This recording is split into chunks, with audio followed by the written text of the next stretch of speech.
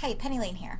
In this super short video, I'm going to show you how to record the purchase of job-related materials by an owner or shareholder of a company. This is if they use their personal funds or their personal credit card to pay for job-related costs. The first thing that you want to do is make sure that you have an account on your chart of accounts called Adjustment Register. This is for either method. In method number one, we're going to write a check from the adjustment register directly to the vendor. This is the other great thing about it, is that it keeps track of who you actually wrote it to, for $125. And the reason why we're using the check form instead of a journal entry is so that we can use the items tab, because as you know, all of your job related reports or your job costing reports are based on items, and in a journal entry you don't have the items option. So we're going to use the check form. Let's say that this is for framing material, and the job is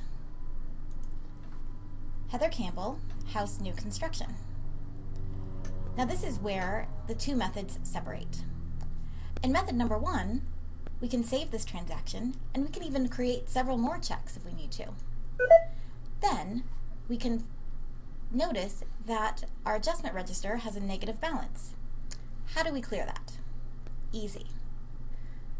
We're going to make a deposit into the adjustment register from the owner, Jim, and from his equity account.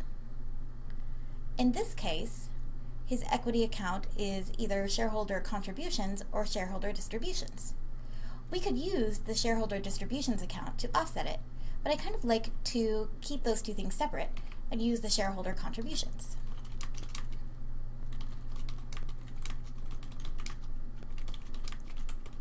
Put a little memo in there, and then make a deposit for one or however many transactions that we have created, and save.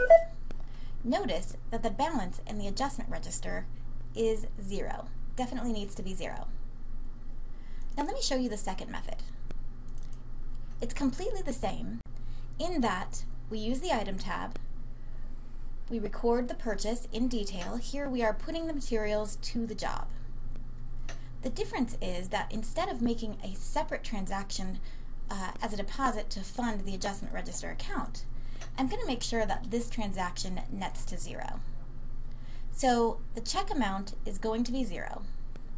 And then I'm going to click over to the expenses tab. I've still got my job detail here for the cost, but on the expenses side, I'm going to choose the shareholder contributions account, and I'm going to do a negative of $125.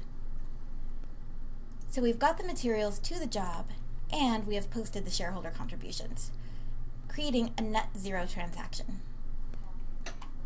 In this method, you will not make a separate deposit into the adjustment register account because it will remain 0. Let's save and close.